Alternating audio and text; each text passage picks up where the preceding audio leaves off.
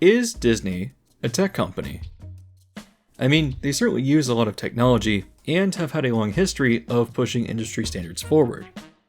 Whether it was the 1928 Steamboat Willie, which was the first cartoon to release with synchronized sound, the invention of a better multiplane camera in the 1930s, allowing cartoons to have more depth, or the artistic push for smoother, more realistic animation in their first feature film, Snow White, in 1937, Disney has certainly influenced the film industry and has continued pushing boundaries for decades.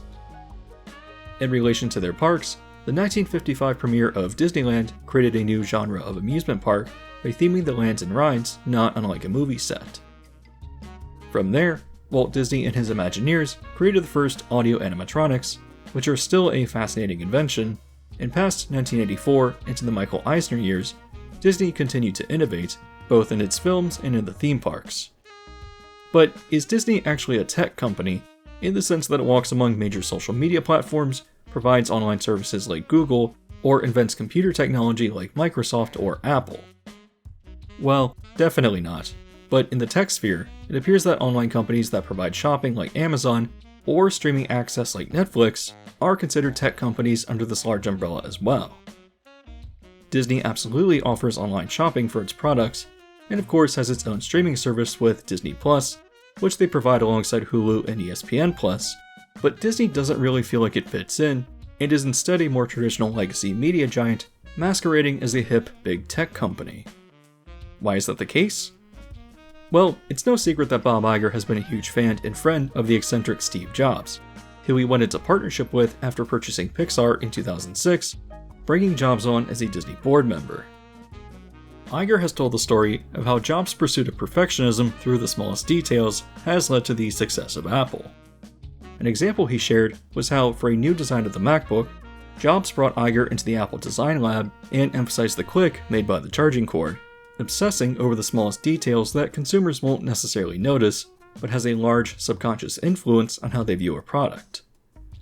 That's a very ironic story to share, because despite Iger's self-proclaimed admiration for business creativity and the pursuit of perfectionism, Disney standards have certainly slipped dramatically under his own leadership.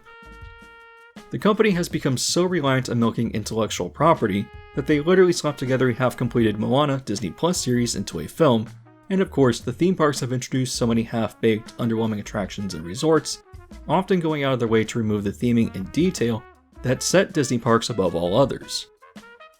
If you've been watching me consistently, then you know that I've spent dozens of hours through multiple videos highlighting the specifics of this problem, but today I wanted to focus specifically on the technological side of Disney. Through the 2010s, while never explicitly stated, Disney has certainly shifted towards presenting itself as a tech company that falls under the umbrella of other Wall Street favorites, whether through emphasizing the CGI technology of Pixar, or launching Disney Plus and the streaming wars, all while pushing online shopping for cheap, Disney-branded products, and even launching apps for their parks, which sometimes don't crash when you open them. How many times has Disney promised incredible technology at an expo for it to never see the light of day? And why do some rides feel like tech demos rather than well-thought-out attractions? Is Disney's animatronic technology even the best in the industry anymore, especially compared to what Universal has debuted through their parks and has revealed for Epic Universe? It's clear that Disney loves to present itself as an innovator on the surface, but underneath, there's a lot of wasted money meant just for show in the service of Wall Street. And so today, I'd like to discuss Disney, the world's worst tech company.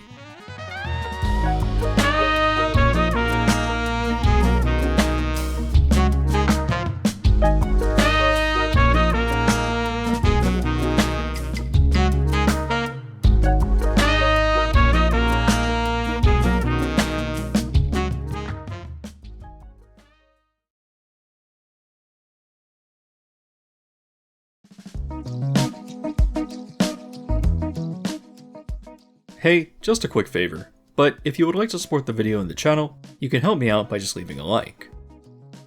So, Iger has made his relationship with Steve Jobs and Apple clear, and while Disney certainly does not invent consumer tech, you can see how his own tastes in it have affected the park's product. I think it goes without saying that Disney is in the themed business, and so it should be exploring creative and engaging ideas in its parks that are unlike anything you can experience in your typical suburban shopping mall. The first two Apple stores opened in 2001, one in Virginia and the other in California, and despite predictions of failure, they were both quite successful. Part of what is attributed to that success is the bright, minimalist design of the stores, which showcased Apple products in the simplest, most accessible way possible that was easy for consumers to browse. I think this design has its place, and no doubt, the Apple Store wanted to influence retail and restaurant decor throughout the 2010s and up into today. If you compare the opposite philosophy though, which is retrospectively being described as maximalism, then you get places like the Rainforest Cafe, which bring you in through their sheer novelty and transportive power of theming. Disney was a massive influence in this trend throughout the 90s, inspiring the embrace of themed family entertainment just about everywhere, including other theme parks, restaurants, and even places like the Las Vegas Strip. I'll take a second here to recommend my Theme Parks Were Better in the 90s series, which literally spends 3.5 hours across multiple videos covering this trend, and how it was all tied back to Disney during that era. However, I think it's appropriate that if you're in the theme park business, then you should understand why theming is important and why people seek it out from the mundane suburban experience of everyday life. This isn't to say that the middle-class suburban experience isn't fun, as I'm actually quite interested in most eras of consumer culture, and I won't even disparage the minimalist trend that was so heavily influenced by the Apple Store. It has its place, and in a company as detail-oriented as it was under Steve Jobs, I can appreciate the core philosophy behind the store. The issue, however, is that Iger is best described as tasteless, not understanding the Disney Parks product at all, and trying to transform it into something completely different than what it should be. Part of the blame goes to Bob Chapek as well, as the former head of Parks and Resorts, but in 2018, the Disney stores of both Disney Springs and Downtown Disney were transformed into wide-open minimalist spaces that abandoned the fun animation theming found there before. There is actually still a light animation theme in the new store, but the open floors were designed with the Apple style in mind, emphasizing the product over the theming, and because the store is just extremely generic, it means that products can go anywhere, and light decoration can be swapped out for different areas seasonally. This might make sense in a department store or some other retail space, but what makes Disney interesting is the theming, and often, the context in which merchandise is sold in the parks is what helps to sell it. That's why I've been a huge fan of Universal's extremely well-themed tribute stores, because they make you want to buy things that you otherwise would probably not have considered, because it's fun within the moment of the context of the store. The generic world of Disney is one thing, but where Iger's taste really began to destroy the experience was with the Epcot transformation. Was Epcot's core in a bad state before?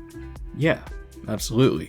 But at least there were interesting themed ideas, and with the 2019 transformation, which was only completed 5 years later, the new core essentially became a tech campus that is as tasteless as it is boiling hot. The new retail space adopted the generic Nothing Burger name of the Creation Shop, which embraced that same minimalist open floor plan for products that are worth nowhere near the cultural regard of Apple tech. The adjacent Connections Eatery is much of the same, as a bland space of gray and beige. I don't have issues with restaurants or retail that embrace this aesthetic, but in a place like Disney where theming is the actual draw, it absolutely has no place. I think the idea behind the new Epcot overhaul is not just the minimalist aesthetic, but also that it works as a generic template to showcase the product, in this case the Disney brand. You've heard me point out often about how Disney has abandoned theming in favor of superficial IP integration, especially in places where it does not belong at all. But in the case of the new Epcot core, it feels like one massive Apple store, dotting Disney IP like Moana, Finding Nemo, and Guardians of the Galaxy around the perimeter, while people hang out in the middle, exactly like how the Apple Store is set up. Recently, Disney announced a bar and lounge for Spaceship Earth with concept art that shows a similar aesthetic, and I have to wonder, how could such a stupid idea make it this far? An example of a Spaceship Earth bar that I think would be cool would be to theme it as an eclectic tiki-style space, filled with light-up constellations and littered with props from long-gone civilizations and their role in communication. Why choose something so boring with no theme instead? That's the problem, as Iger's taste, or lack of it, has destroyed the futuristic theme of Epcot's core by essentially turning it into that giant Apple Store, which is just so bafflingly antithetical to the idea of a theme park that it's actually irresponsible to still allow him to run the company and choose its future direction. Despite the aesthetic connection to Steve Jobs and Apple though, I still haven't touched on the actual core theme of technology yet, so let's talk about the issues that the company faces there.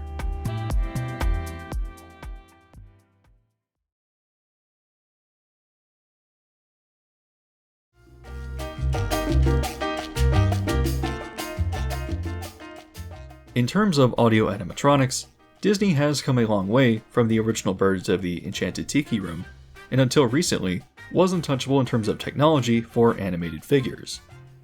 However, you'll notice that animatronics are naturally pretty tethered to where they're placed, but that hasn't stopped Disney from experimenting. In 2003, Disney debuted Lucky the Dinosaur, a free-roaming animatronic figure that depicted a Segnosaurus pulling a flower cart. The cart itself helped him to balance and contained both his computer and power source, but originally premiering at the Natural History Museum of Los Angeles, he eventually made his way to California Adventure and later to Animal Kingdom, where he roamed around Dinoland USA for the summer of 2005. Unlike the talking and roving trash cans of Magic Kingdom and Animal Kingdom, which were essentially just sophisticated remote control vehicles, Lucky was capable of complex movements and would seemingly react to the input of park guests. While it may be true that he had a handler to escort him, which I'm sure was in control of his movements and reactions, he was still a remarkably complex figure for the time that he debuted. Later in 2008, another free-roaming audio animatronic depicted WALL-E, which to my knowledge never made it to the parks, but was showcased at the Philadelphia Science Center and visited various news organizations. Also capable of complex movement, WALL-E didn't last very long either. It was probably put into storage due to safety concerns about being around park guests. Still, both figures were extremely innovative for Disney in an era where the company legitimately valued that level of creativity, and it seemed like only a matter of time before free-roaming characters would inhabit the parks. In addition, in 2009 at D23, the company also briefly presented Otto, an admittedly creepy skinless figure. What made Otto interesting was that he was able to perceive people both visually and audibly, responding in real time to questions or statements. The concept of autonomous or free-roaming animatronics wouldn't be revived until 2023 though, where at a South by Southwest conference presentation, current Parks Chairman Josh D'Amaro debuted the mechanical skeleton of Judy Hopps as she climbed out of a box. The figure then moved around on stage, skating, falling, and tumbling, and the figure is even light enough to be picked up by a person, easing concerns of causing injury to park guests. The year also debuted free-roaming BDX droids in Galaxy's Edge in Disneyland, and to Disney's credit, yeah, these actually made it into the park. However, they briefly appeared for a week in October, and were brought back for another week in April 2024, but the question arises, if this technology exists, why did it run for such a brief period of time? Disney claims that this was a test to show how guests reacted, which I'm sure is true because people are unpredictable and destructive, but then why try it all? When the droids roamed, they had to be escorted heavily, and people were not allowed to be close at all, which indicates that this technology is a pure novelty that they don't want people really interacting with. If Judy Hopps premieres at the parks, how long until someone kicks over this multi-million-dollar piece of technology? While I'm happy to be wrong and see the technology advance in a meaningful way, I don't think that this is actually meant for people in the parks. Rather, I think it's an expensive way of reinforcing Disney's brand image as a tech company through the novelty of these figures. In other words, it's a showcase for Wall Street and not for park guests. Admittedly, Disney also developed what they call the Stuntronic for Avengers Campus, where a durable robot dressed up as Spider-Man performs a free swing and lands on a mat. Still, this is one extremely brief novelty moment of an awful show that probably cost an insane sum of money to produce, which again feels extremely wasteful unless it's more a technical showcase than it is for the enjoyment of park guests. On the topic of Avengers Campus, the land has continued premiering temporary meet and greets for certain characters as Marvel films and Disney Plus shows are released. I think that's a pretty neat idea, but at D23 for 2022, Disney unveiled a meetable Hulk character with a decent degree of movement. At the time, this seemed like a pretty strong technological advancement in entertainment, but premiering in the park in September, you could only meet him for less than a month if I recall correctly. I can understand certain short character appearances as they coordinate with the release of films and shows, but if you can consistently meet core franchise characters like Iron Man or Spider-Man, why was the Hulk such a short-lived experience, if not for a technical showcase rather than for the enjoyment of park guests? Just a quick warning, but there are going to be visual spoilers for Donkey Kong Country on screen, so look away if you'd like. But with the lands opening this year, it debuted with a meetable Donkey Kong character of similar size. Both costumes are stiff, as I would reasonably expect them to be, but the Donkey Kong character still has a wider, less awkward range of movement, whereas the Hulk had to waddle with his arms outstretched like Frankenstein's monster. Not only did Universal develop a similar technology in a better way, but it's a permanent part of the land, which indicates that Universal thinks of the application of technology for guest experience first, over just the pure novelty of showcasing technology that fails to last.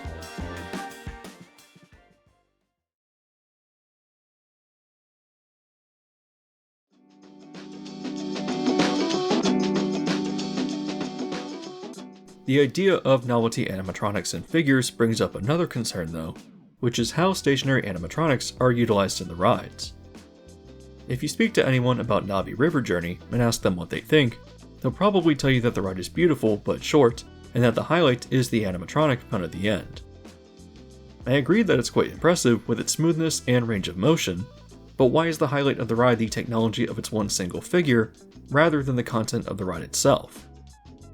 In the case of Navi River Journey, I'll excuse it because Pandora is a fantastic land that went way over budget, and it's rumored that the boat ride was close to being cut entirely. If that's true, and this is the best that the budget could produce while being stretched, I'm a lot more forgiving since you can see how much genuine creativity went into this land. However, it's become clear how highly advanced but novelty animatronics have become detrimental to subsequent rides that debuted.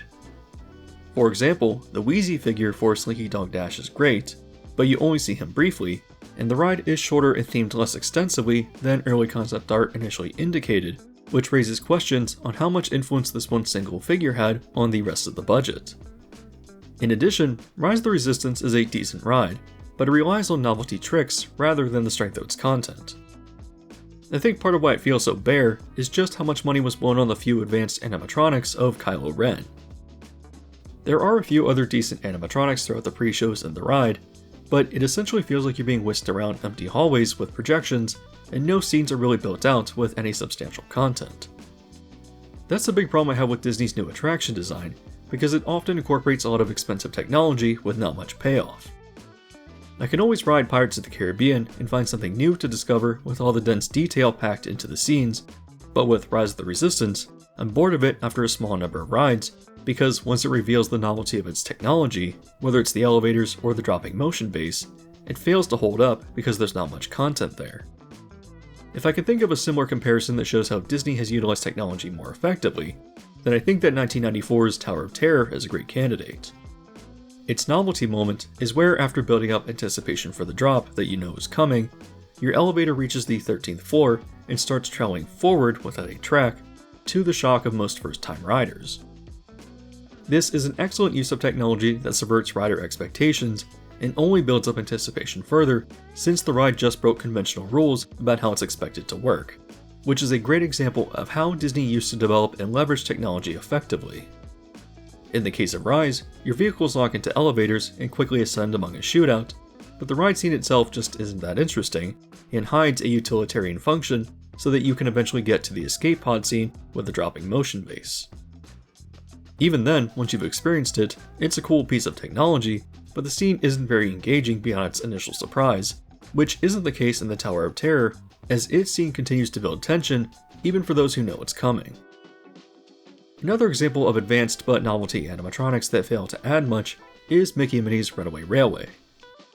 Sure, the few figures in the ride are cool, but no ride has felt more like a tech demo than this. Throughout the 2010s, Disney experimented with projection tech on large structures, mostly to enhance fireworks shows, and while I think the argument can be made that it's actually too distracting and is used as an excuse to save money by using less fireworks, I still think it's generally a positive use of technology. Projections have been applied to other icons like the Tree of Life or the Tower of Terror, but I think they're best utilized as environmental enhancements rather than the actual focus of an attraction. In the case of Rise of the Resistance, projections along with moving panels convincingly portray ship damage, but stormtroopers on screens or blaster fire that can only travel along the walls is a little less convincing. For Runaway Railway though, I've consistently said that the ride feels like being thrown around in an empty warehouse with minimal set dressing, with projections on flat walls carrying the content of the ride. Disney promised that Runaway Railway would introduce something new, which they labeled as 2.5D, to make it feel like you're in the world of a cartoon. And while the Florida version of the ride has a neat transition from the factory to the forest, it's just pure novelty of spectacle rather than actual substance. What actually happens on this ride other than random scenes where you're thrown around as Mickey and Minnie scream all the time? What is the purpose of the Daisy Dance Studio scene if not to showcase that the trackless vehicles are capable of dancing? That's another issue too, which has Disney relying far too heavily on trackless vehicles for no other reason than, again, trying to present the idea that they're technologically advanced, even though there's little benefit. In the case of Rise of the Resistance, the trackless vehicles help sell the immersion that you're on an actual Star Destroyer since there's no track, but I really don't think that this was needed for Runaway Railway or Remy's Ratatouille Adventure. If you check out the first video on my channel, I know I spoke about this specific topic in a lot more depth, but apparently Disney only uses trackless tech in interesting ways when the Oriental Land Company asks for it. To be brief, Enchanted Tale of Beauty and the Beast at Tokyo Disneyland is an excellent showcase of how to use the technology correctly, which programs the vehicles to dance and move around the rooms as scenes evolve and reveal new elements. This not only saves attraction space by keeping you in ride scenes longer than you would with a tracked ride, but it's an effective way of interacting with environments and allowing more time for riders to process the scenes than just being thrown around everywhere. Now look at something like Ratatouille and wonder why it was designed to be trackless, and I can't come up with any other reason other than Disney just wanting to play with technology for the sake of doing so.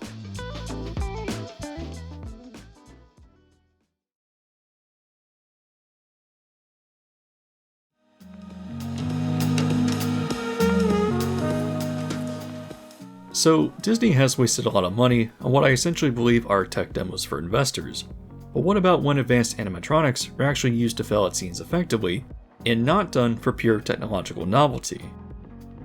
By the way, the rest of the video will contain visual spoilers for Tiana's Bayou Adventure, various rides for Fantasy Springs, and video that shows new Universal attractions or ride elements that will premiere at Epic Universe.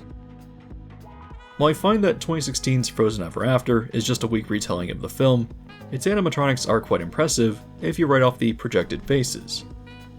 I won't criticize that specific element because Disney has recognized it's an issue and has moved on to articulated mechanical faces going forward. Still, for all my criticism of how Disney fails to use technology effectively and relies on its novelty over producing interesting content within its rides, the actual animatronics themselves are still top of the industry, right? Well, I thought so until recently, but compare the animatronics of Frozen Ever After to Kylo Ren, to Hondo and the Millennium Falcon pre-show, and now to the advanced animatronics in Tiana's Bayou Adventure. If you watch them carefully, what do they all have in common with their movement? Well, the thing that stands out to me is how they're mostly just swinging their arms around, and while a lot of this does make sense when they're in scenes where they're singing, it's distracting how this is the only thing that they seem to actually be capable of doing. They stand in place and wildly swing their arms in circular motions, which despite how smooth it looks, is actually a pretty serious limitation of their electrical motors. While the older generations of animatronics were pneumatic, and so therefore a lot slower with a limited range of movement, the characters in ride scenes were often posed in very specific ways to convey a certain action. With new electrical figures, this seems to be lost for smooth but mostly generic movement, and the question arises, is this a technological or a creative limitation, or both? When looking at the new rides of Fantasy Springs in Tokyo DisneySea, it's clear that everything about these rides is a huge step up from what Disney is capable of or willing to produce for the parks that they actually own. If this is the case, are the animatronics used more effectively in Fantasy Springs? For Rapunzel's Lantern Festival, it actually only has a few advanced figures, and they don't move much, but that's fine because their movement makes sense for the context of their scenes. The ride even uses simpler figures like with Maximus outside, or the swinging Rapunzel in the first indoor scene, showing that simpler figures can be just as effective in certain contexts, rather than blowing the budget on advanced figures that fail to fit in effectively.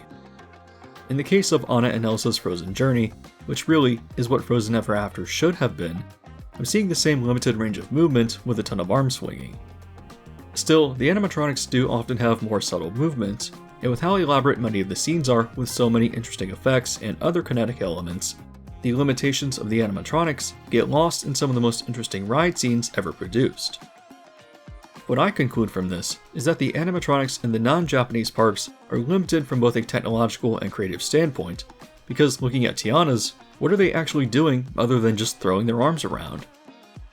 However, Universal has shown yet again that they are embracing technology in a more creative, meaningful way, as they have produced some absolutely massive figures that are just as fluid as what Disney can do. While I don't think that Universal develops the figures themselves, 2016's Kong figure from Skull Island has impressive movement for a figure of that size. However, the Indominus Rex figure from Jurassic World The Ride is even more impressive as it walks out, and has much more precise, specific movements and animation than what Disney is doing. Now obviously, this is even more impressive at its massive scale, and moving on to the Jurassic World Adventure in Universal Beijing, one of the Indominus figures there not only has that strong range of movement, but actually circles around a scene and chases the vehicle, which is such a relatively simple but clever application of technology. However, what really made me realize how outdated Disney's new generation of animatronics are though, was the recent reveal of animated figures for Monsters Unchained. Not only is their movement a lot more aggressive and precise, showing the limitations of Disney's design where they can only really swing their arms in circles, but many of these monsters have a ton of nuance in their facial animations as well. Look at the subtle movements of the frills around Gilman's face, or the screaming Dracula figure that looks like a real person conveying pain. Even moving to the Ministry of Magic, Universal briefly showed video of a Death Eater, which had movement so smooth that I actually thought that it was CGI at first, until the internet pointed out that it's a real figure. The speed and range of movement of Universal's figures is so subtle and advanced that it instantly dates what Disney is doing. For as often as I criticize Disney, I never anticipated that their audio animatronic technology would be beat, and not only did Universal do it, but creatively, the specific movement of these figures seems to serve very specific scenes, whereas Disney is mostly only able to have their animatronics swing their arms around, limiting their storytelling capabilities in their rides. From the issues with this, to the millions wasted on novelty free-roaming figures, and to the rides that use projection and trackless tech to the actual detriment of the potential experience, I think the conclusion is clear. Disney might present itself as a tech company, but along with frequent app and website crashes, I think they're one of the worst I've ever seen. Sure, Disney Plus is popular, but Wall Street likes to follow trends, and I think it's becoming clear to them how a company like Netflix isn't as valuable as once thought, so that diminishes the value of Disney in their eyes too. In the same way that Meta wastes ridiculous sums of money on the metaverse, Disney wastes money on novelty technology that may never make its way into the parks permanently, and even if it did, would it actually be incorporated in an interesting way? To conclude, Disney might be the world's worst tech company, because it's legacy media trying to raise its value by pretending to be something it isn't. Technology is certainly important to Disney, but I think I've illustrated that it's often used poorly, and now all of a sudden, it's Universal that's outclassing them, not only in pushing theming standards forward, but through their more advanced and specific application of technology too. Once again, if you found this video interesting, you can do me a favor by leaving a like, as it greatly helps to boost its visibility. If you have not yet subscribed and hit the bell notification yet either, which would be very appreciated as I move ever closer to 150,000 subs, then you can do so now to be alerted to new videos as they release.